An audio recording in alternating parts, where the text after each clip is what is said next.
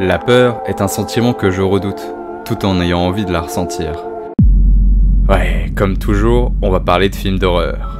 Le psychologue Dolph Zillman, dans les années 1970, évoquait que les esprits humains étaient formatés pour apprécier les histoires d'horreur parce qu'il y a une certaine excitation à constater les exploits d'un personnage face à une menace puissante et dangereuse. Le protagoniste finira toujours par vaincre et surmonter l'horreur de la situation jusqu'à devenir un héros ou une héroïne. Plus le personnage fait face à un danger périlleux, plus grande sera alors la gratification lors de son triomphe. Et évidemment, dans l'horreur, le danger est brutal et parfois même extrêmement violent, ce qui amplifie le côté victorieux de la chose. Une thèse qui sera d'ailleurs reprise par des personnes en dehors des sciences médicales, comme c'est le cas du célèbre réalisateur Wes Craven. People often ask me, why do people want to go and be scared?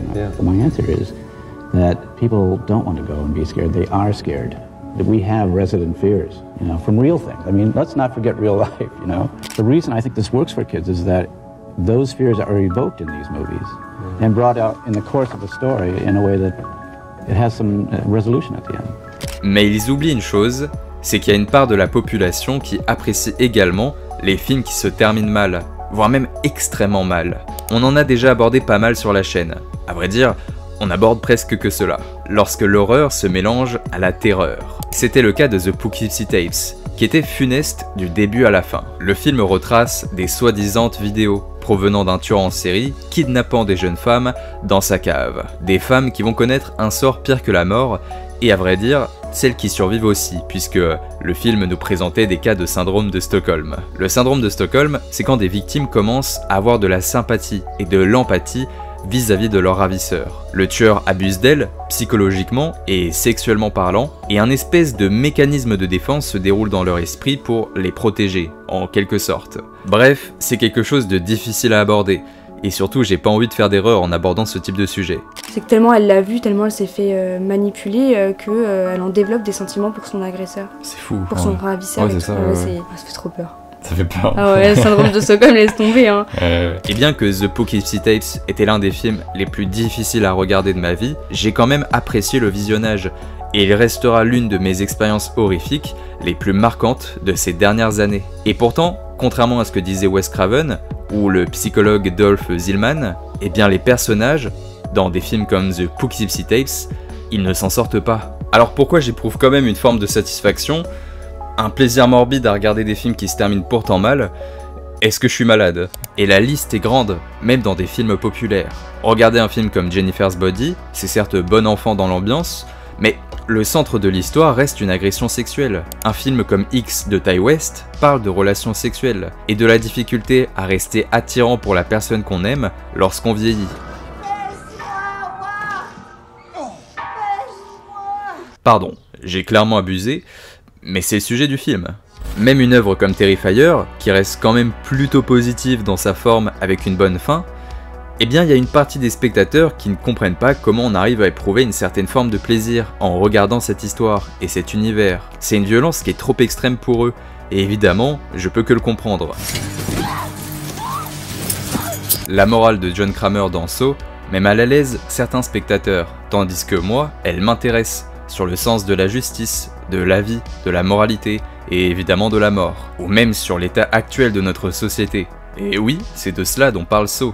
La violence, le sexe, le harcèlement, le plaisir ou la tristesse sont des sujets difficiles que certains n'apprécient pas. Ils ont besoin de positif, que cela n'aille pas trop loin. C'est pour cette raison qu'une franchise comme Scream est aussi populaire dans l'horreur. C'est violent, mais cela reste bon enfant avec toujours une bonne finalité, et surtout des scènes d'action toujours aussi efficaces. Toute cette brève introduction pour vous dire que, de mon côté, et je sais que je suis pas le seul, j'apprécie les œuvres qui sont difficiles. Des œuvres qui se terminent mal pour nous faire ressentir des choses qui sont pas très agréables. Et autant vous le dire tout de suite, mais aucune œuvre au monde, je dis bien aucune œuvre au monde, ne m'a rendu plus triste que le film dont on va parler aujourd'hui. Rien ne m'a rendu plus triste que Silent Hill.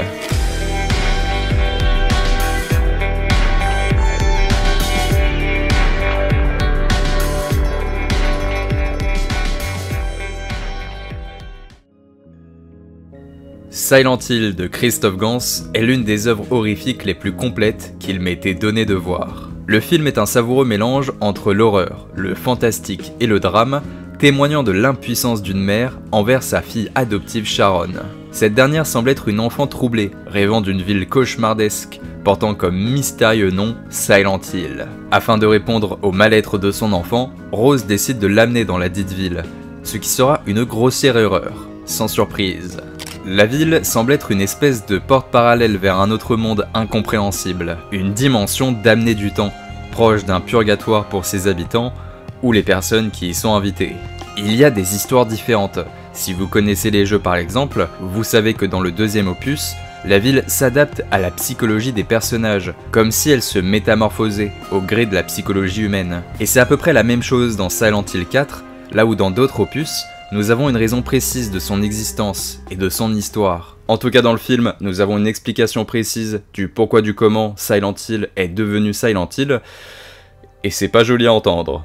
Sharon est la réincarnation d'un démon, mais pas d'un démon au sens premier du terme, puisqu'il s'agit plutôt d'une petite fille brûlée vive. Et notre unité. Au moment de sa mort, sa haine était tellement importante qu'elle a obtenu des pouvoirs lui permettant d'opérer sa vengeance. Elle fractionne son âme, d'un côté sa part la plus importante, sa haine, qui plongera la ville dans un enfer terrestre provoquant l'apparition des monstres, et de l'autre côté sa petite part d'espoir qu'elle plongera dans un enfant du nom de Sharon. C'est un cauchemar sans fin, y compris pour les personnages qui n'ont rien à se reprocher comme Rose, puisqu'à la fin du film, elle ne pourra jamais revenir et sortir de cet enfer. Rose se retrouvant bloquée dans cette dimension parallèle. Elle a certes sauvé sa fille, mais elles sont coincées en dehors du temps et en dehors des vivants pour l'éternité. Quand je vous disais que j'aimais les films qui se terminaient mal, est-ce qu'il y a pire comme destin là ? Silent Hill est une œuvre difficile. Ça aborde des sujets absolument terribles, que t'as pas envie de parler à table, sinon tu vas être vu comme quelqu'un d'un peu bizarre. La pédophilie, le harcèlement, le fait d'être une mère adoptive, le fait d'être une mère veuve qui doit élever seule son enfant. Et c'est justement ça qui me fascine, c'est que dans sa forme, il est assez populaire. C'est-à-dire qu'on peut avoir une petite aventure horrifique qui va convenir à beaucoup de personnes parce que on a une certaine cohérence dans l'histoire, on peut s'attacher facilement aux personnages, donc il peut plaire à la fois au grand public, et en même temps, lors de petits détails, lors de certains passages, on va creuser dans la noirceur de l'espèce humaine. Et c'est justement là où on va pouvoir creuser, nous qui adorons les films d'horreur, nous qui adorons les films d'horreur qui abordent des sujets pointilleux dont tu peux parler sur les forums pendant des heures, que tu peux aborder en vidéo pendant des heures également. C'est là où justement la fleur va sortir et qu'on va obtenir un film qui est carrément différent de la majorité, et je dirais même qui est extrêmement précieux pour la culture de l'horreur. C'est exactement ça, c'est-à-dire qu'il y a des petits détails où l'horreur va se déployer lors de certaines scènes, et c'est là où il y a ce caractère dérangeant, ce caractère où c'est parfois une œuvre difficile. Il y a vraiment deux parties distinctes. Une plus poétique, où l'ambiance respire, se pose, et où la musique contribue à développer une ambiance poétique dans le récit. Ce sont des passages hypnotisants, parfois doux, au point d'y percevoir une certaine beauté. Et une deuxième partie, avec à l'inverse des passages bien plus violents et étranges, où les corps se mélangent au décor, où les sous-entendus sexuels sont nombreux. Et si vous êtes sensible à certains de ces éléments, et il n'y a aucune honte à avoir, bien au contraire, je suis sûr que vous détournerez le regard lors de certains passages. Genre typiquement, il y a ce passage où il y a le monstre qui tire la langue d'une façon assez frénétique. Alors je vais pas vous faire un dessin, mais c'est clairement pour imiter un cunilingus. D'autant plus qu'on apprend par la suite que ce monstre était auparavant un humain, qui était un prédateur sexuel. Putain que c'est dérangeant, tu vois, c'est là où on creuse et où c'est délicat à aborder comme sujet. Et ce film est rempli de petits détails qui, quand tu creuses, te mettent mais tellement mal à l'aise. Et puis comment ne pas aborder cette scène également ?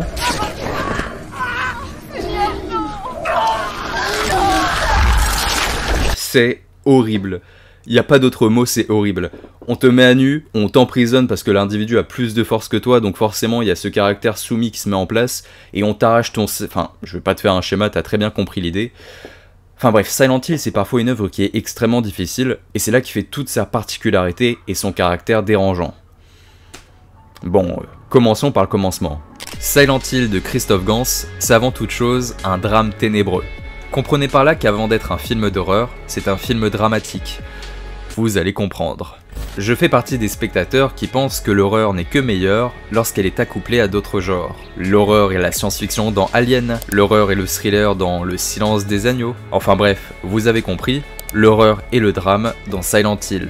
Le drame est omniprésent dans Silent Hill. Rose est donc une mère adoptive, et même si Sharon n'est pas sa fille biologique, elle va vouloir pendant l'ensemble de son aventure prouver au monde qu'elle est bel et bien sa véritable mère, malgré des liens de sang différents. Le drame commence lorsque sa fille se met en danger, en devenant somnambule, parce qu'elle rêve de la ville de Silent Hill. Personne ne trouve de solution, y compris les médecins, et face à la dangerosité de cette situation qui est intenable, Rose décide, sans l'accord de son compagnon, de se rendre à Silent Hill. Pouvez-vous m'indiquer le meilleur chemin pour aller à Silent Hill? La détresse d'une mère, c'est la constituante la plus importante de l'œuvre de Christophe Gans, et en réalité ce qu'on pourrait apercevoir comme des actes un peu irréfléchis d'une maman qui ne sait pas vraiment comment aborder la relation avec son enfant, je pense sincèrement que ce sont des réponses parfaites d'une mère pour protéger efficacement son enfant. C'est quelque chose n'empêche. La scène la plus marquante du film, c'est lorsque Rose se dirige vers la ville de Silent Hill et refuse d'obtempérer avec l'agent. Commence alors une course-poursuite marquant le début de la descente en enfer. Elle ira même jusqu'à mettre en danger la raison du pourquoi du comment elle fait tout cela, sa propre enfant. Et évidemment, il y a un accident. Au moment où elle se réveille, Rose est plongée dans cette espèce de dimension parallèle et a perdu sa fille. Elle a perdu Sharon, qui n'est plus sur le siège avant, et elle va devoir la retrouver. Elle est venue pour elle, la met clairement en danger et finit par la perdre. Autrement dit, toute cette histoire devient encore plus dramatique qu'elle ne l'était déjà. Et plus ça avance, plus la fille de Rose va connaître des étapes difficiles qu'une véritable mère aurait dû, selon beaucoup, lui épargner. Et j'y vois d'ailleurs une forme de sous-texte, parce que pendant tout le film, Rose court après Sharon, court après sa propre fille. Rose, c'est une mère adoptive, c'est-à-dire que dans les faits, au sens animalier, au sens biologique, au sens dans les liens du sang, elle n'a pas accouché de Sharon, et donc vraiment dans ce sens-là, ce n'est pas sa véritable mère. Et donc en courant après elle pendant tout le film, on a vraiment l'impression qu'elle essaie de prouver au monde, d'accord, j'ai pas accouché de cet enfant, mais ça n'empêche que c'est moi sa véritable mère, ça n'empêche que Sharon, c'est ma véritable fille. Et ça, je trouve ça absolument dingue, je trouve que c'est un message subliminal qui est envoyé pour prouver que les mères adoptives, et bah ce sont également de véritables mères, et je vais vous le prouver moi, je vais traverser la ville de Silent Hill, je vais buter tous les monstres, je vais échapper au brouillard, échapper aux sirènes de la ville, et je vais vous prouver que c'est ma véritable fille. Seule une mère est prête à tout pour sa fille, pour son enfant, d'où la phrase la plus emblématique du film. Une mère est Dieu dans les yeux de son enfant. Tout est parfait, tout est millimétré, c'est du caviar dans l'écriture, des sushis. Il n'y a rien de mieux en été que des sushis avec une petite sauce sucrée, vous me l'accordez. Il y a une utilisation du karma dans Silent Hill. Les décisions irresponsables de Rose l'ont amené à perdre son enfant, qui a disparu dans une ville cauchemardesque, qui est remplie de monstres, et c'est la même chose pour l'ensemble des personnages, que ce soit la secte qui a commis des actes barbares, ou encore la mère d'Alessa, qui a laissé mourir sa fille, ou encore même Colin, qui a abusé d'une enfant. Tous finiront par périr dans un profond cauchemar, ou pire, être tourmentés pour l'éternité.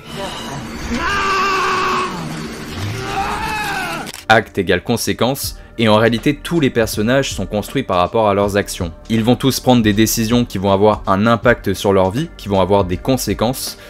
Certains vont connaître des réussites, tandis que d'autres vont connaître des échecs. Mais toute cette histoire, la raison du pourquoi du comment ce film existe, pourquoi je vais lancer Silent Hill de Christophe Gans, et ce qui va encore plus accentuer ce côté un peu cercle vicieux dramatique, c'est la création de la ville elle-même, parce qu'on est attiré par quoi? On est attiré par la ville de Silent Hill. Et bien la création de cette ville brumeuse, elle est provoquée par quoi? La victimisation d'un enfant. C'est la victimisation d'un enfant qui va créer la ville de Silent Hill et qui va apporter avec elle les monstres. Est-ce qu'il existe quelque chose qui est pire que ça? Sans déconner, je ne pense pas. Et d'ailleurs, le premier qui répond à ça est un malade mental. Alessa est la raison du pourquoi du comment Silent Hill est devenue une ville maudite. Sa haine est devenue si puissante qu'elle a réussi à obtenir des pouvoirs tels une sorte de démon, alors qu'elle était une simple fille, qui était parfaitement normale. Une haine alimentée par l'ensemble des habitants qui la martyrisent parce qu'elle ne possède pas de père et que sa mère est veuve. Face à ces éléments, il la considère comme une épine dans le pied, un péché duquel il faut se débarrasser pour rendre fier Dieu, telle une sorcière du Moyen-Âge. Christophe Gans s'est inspiré de faits réels dans les mentalités. On va faire Un petit cours d'histoire. Dans les anciennes mentalités de l'époque, notamment au Moyen-Âge, mais on retrouve également ce genre de traces dans les mentalités qui sont présentes au 19e siècle, et le 19e siècle ça a l'air d'être loin, mais quand tu regardes l'ensemble de l'histoire de l'humanité, c'était assez récemment, eh bien on retrouve beaucoup de traces documentées de femmes veuves qui étaient persécutées, notamment dans les villages, qui étaient mal vues évidemment par les familles, mais aussi par l'identité chrétienne, c'est-à-dire par l'église qui était au centre du village. La coutume normale de l'époque, c'était d'être en couple, c'était d'avoir des enfants, de fonder une famille, et dès que tu avais quelqu'un qui échappait à cette règle, à cette obligation presque au centre de la vie sociale, eh bien tu étais vu comme quelqu'un qu'il fallait éliminer, pas au sens premier du terme, mais il y avait des persécutions, et tu étais vu comme quelqu'un qui allait au-delà des règles de la nature. La nature c'est quoi? C'est un couple et des enfants, dans les idéologies de l'époque, vous avez compris. Et donc on retrouve un grand nombre de traces de femmes veuves qui étaient persécutées, mais ces femmes veuves, elles n'étaient pas veuves, elles n'étaient pas célibataires pour être célibataires, c'était des femmes qui avaient notamment perdu leur mari pour des raisons de maladie, mais ça ils en avaient rien à foutre. Si t'avais le malheur de perdre ton mari en cours de route dans certains villages, et bah tu devenais une femme veuve, et directement il y avait cette transition qui était effectuée, on rapprochait ça évidemment à une forme de sorcellerie, beaucoup de femmes veuves étaient considérées comme des sorcières, c'était un prétexte pour pouvoir les harceler, et donc on leur envoyait des cailloux, on leur mettait des poulets morts devant leur porte, etc.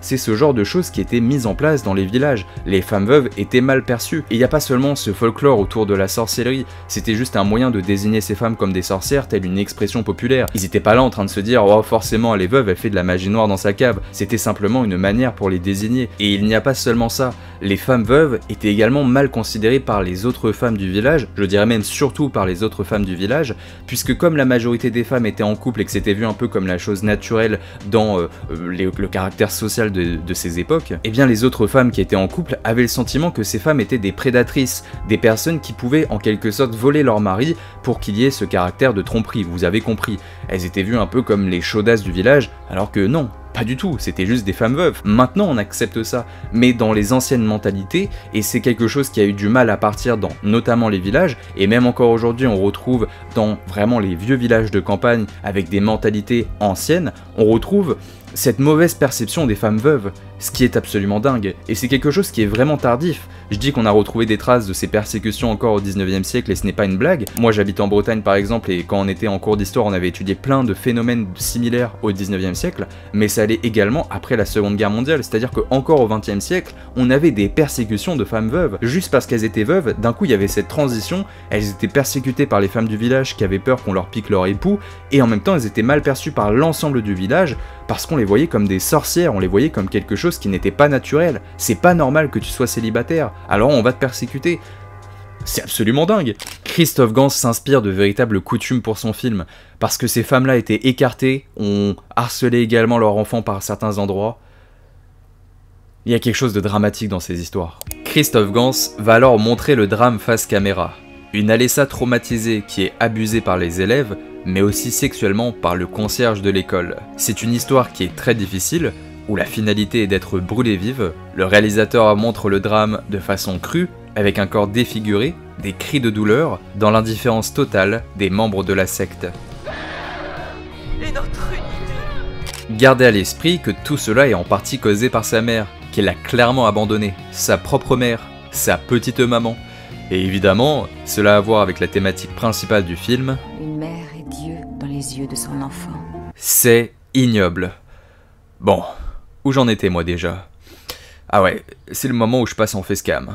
Alessa, avant même que Silent Hill ne devienne une ville surnaturelle, avant même que l'enfer arrive au sens fantastique du terme dans la ville, eh bien elle connaissait déjà l'enfer. Le monde était déjà réaliste, mais elle était déjà enfermée dans un purgatoire. Alessa était harcelée, abusée et abandonnée. C'était un enfer pour elle, avant que Silent Hill ne devienne véritablement l'enfer. Même lorsque la ville sera remplie de monstres et de rouilles, rien ne sera pire que l'enfer que connaissait déjà le personnage d'Alessa. L'enfer, c'est les autres, et la bêtise humaine est bien plus cruelle que les monstres qui rôdent. La vérité apparaît à ceux qui savent regarder.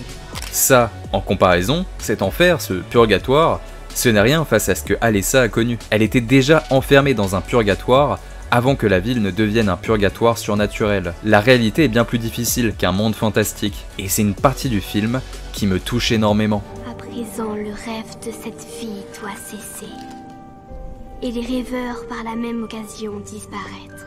Et d'ailleurs, ce sont les traumatismes d'Alessa qui vont lui inspirer la création cauchemardesque de la ville, c'est-à-dire qu'on a vraiment cette utilisation du karma. Vous voyez ce que vous m'avez fait subir? Bah moi, je vais utiliser cette violence que vous m'avez accordée, je vais la métamorphoser en quelque chose de complètement irréel, et je vais donner à la ville une forme qui sera bien pire pour vous. Vous allez baigner dans un océan de souffrance éternelle. C'est le karma. Vous m'avez fait souffrir, je vais vous faire bien pire. C'est là où on voit encore une fois tout cet aspect dramatique de cette histoire, parce que ça parle de vengeance, mais de vengeance éternelle. Ça parle de souffrance, ça parle de karma, ça parle de tellement de choses. Silent Hill est un film qui est profondément dramatique. Cette histoire, elle est triste. Et donc forcément, elle est dramatique. Je me répète, mais... putain, c'est horrible. C'est vraiment horrible. Et c'est là où nous arrivons à la deuxième partie de cette étude. On dirait que je suis en train de faire un exposé devant mes professeurs de l'université, avoir une note de merde, parce que je lisais trop mes notes, et parce que j'apprenais pas mes cours. La vie est atroce. Une ville cauchemardesque.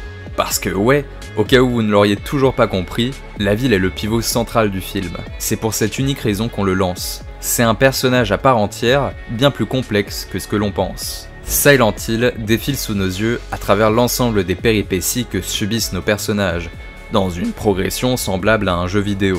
On trouve des indices, on doit résoudre des énigmes avant qu'un personnage secondaire nous indique le chemin, jusqu'au, évidemment, le fameux boss final. La ville paraît s'étendre dans le néant, avec ses routes infinies, empêchant les habitants de s'enfuir ou de voir ce qu'il y a à l'extérieur, ses bâtiments délabrés, ses intersections de routes, ou encore la cour de l'école principale de la ville. Mais c'est également des tonnes de lieux intérieurs et souterrains qui sont totalement différents de ce qui se passe à la surface. Et tous ces lieux internes ont un aspect un peu jauni, orangé, comme s'ils avaient été brûlés vifs. C'est vraiment crasseux, et ça permet d'opérer une transition brutale avec le bleu de la surface. On est clairement dans le corps de Sharon, qui a été également brûlée vive. On fouille dans ses poumons, son pancréas. Enfin, vous avez compris. Ça représente l'intérieur du corps d'une gamine brûlée. C'est quoi cette phrase de malade? Mais le plus intéressant reste encore la complexité de Silent Hill, qui s'étale sous 3 dimensions. La dimension réelle, où les monstres ne sont pas présents et où la ville est normale. Une deuxième, où nous sommes dans la Silent Hill maudite, en dehors de l'espace-temps, avec cette idée d'un purgatoire. Et enfin une troisième dimension qui arrive lorsque les sirènes retentissent, et où les monstres sortent de leur cachette.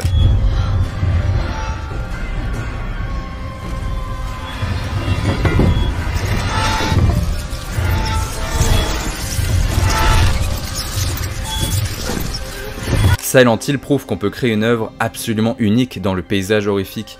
Et c'est même plus qu'unique, c'est une œuvre qui est profondément fascinante. Je suis presque en hypnose avec ce film, comme s'il était fixé dans mon cerveau, dans mon imaginaire. Comme si je faisais plus qu'un avec lui. Parce qu'on a envie de devenir un archéologue du cinéma, on a envie de fouiller sur les forums, regarder les avis des uns et des autres, regarder des vidéos sur des théories de l'ensemble du lore, que ce soit des films et des jeux.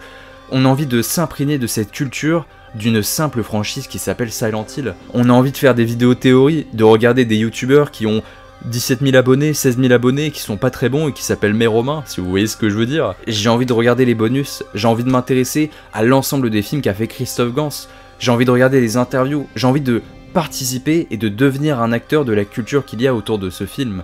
Et je pense qu'on est beaucoup à ressentir cela, et c'est ce que je parle, c'est d'être un archéologue du cinéma, de commencer à faire des fouilles documentaires, à regarder le moindre article qui parle de cette licence, et c'est ça qui est dingue, c'est provoqué par un seul film. Bref, rares sont les films qui réussissent à m'hypnotiser autant, et c'est en partie dû à cet univers mythologique qui est complètement fascinant, le monde réel, le purgatoire et l'enfer. Tout comme dans Freddy, il y a le monde réel et le monde des cauchemars, et évidemment comme dans d'autres films d'horreur comme notamment Hellraiser, enfin vous l'avez compris. Ce qui nous amène à notre dernier axe de lecture, une finalité sans miséricorde. Ça veut dire que c'est triste quoi. Lorsque nous arrivons à la fin du film, Rose réussit à sauver sa fille. Elle n'est plus bloquée par la ville maudite de Silent Hill, et les routes réapparaissent, lui permettant de rentrer chez elle. Et non, elle est toujours emprisonnée. Elle ne peut pas revenir chez elle, et restera à jamais bloquée avec sa fille dans la dimension du purgatoire, tandis que les autres hommes et femmes de ce monde sont toujours dans le véritable monde. C'est horrible, parce que à la base, si elle est venue là, c'est pour aider sa fille, et donc elle l'a emmenée dans Silent Hill pour l'aider, elle va devoir courir après, elle va réussir à la récupérer, et à la fin c'est comme si la ville lui disait « Écoute, t'as voulu ta fille, tu vas la voir, mais tu vas rester bloqué avec elle pour l'éternité. » Est-ce que c'est plus horrible? Est-ce qu'il existe quelque chose de plus horrible que ça? Je suis pas sûr. Hein. C'est des putains de malades, et je parlerai même pas de son compagnon, qui lui va rester bloqué dans l'ignorance. Lui c'est le pire, c'est-à-dire que lui il est dans l'ignorance complète, il sait même pas qu'il y a du fantastique. Alors on s'en doute qu'il se doute de quelque chose à certains moments donnés dans l'histoire, il se doute qu'il y a peut-être quelque chose d'un peu mystérieux qui se passe dans la ville de Silent Hill, mais il restera quand même à jamais jusqu'à la fin de son existence dans l'ignorance. Et le pire c'est quoi? C'est que lui il a perdu sa fille, et il a perdu sa femme, il a perdu les deux amours de sa vie pour l'éternité sans qu'il ne connaisse la raison du pourquoi, du comment. C'est horrible. En fait tous les personnages, qu'ils soient gentils ou non, qu'ils aient des bonnes actions ou pas, à la fin de Silent Hill, tout le monde finit dans le purgatoire. Tout le monde termine dans son propre enfer. Silent Hill est clairement une œuvre qui ose des choses. On brusque les spectateurs avec des thèmes profondément adultes. Déjà, c'est compliqué, mais alors fournir aux spectateurs une mauvaise fin, merde, mais il fallait oser. Parce que tu vas forcément te mettre à dos beaucoup de spectateurs qui veulent voir les personnages triompher face à la menace. Le message que renvoie la fin de Silent Hill, c'est: vous aurez beau combattre le passé de la meilleure des manières possibles, avec toute la bonne volonté du monde, rien n'effacera ce qui s'est passé, et vous resterez bloqué dans vos tourments à jamais.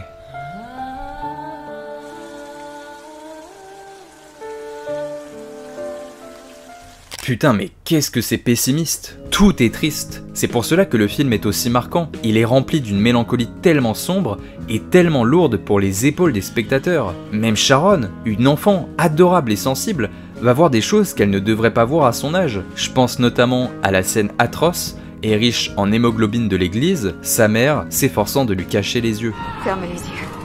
C'est juste un mauvais rêve. Laisse les yeux fermés.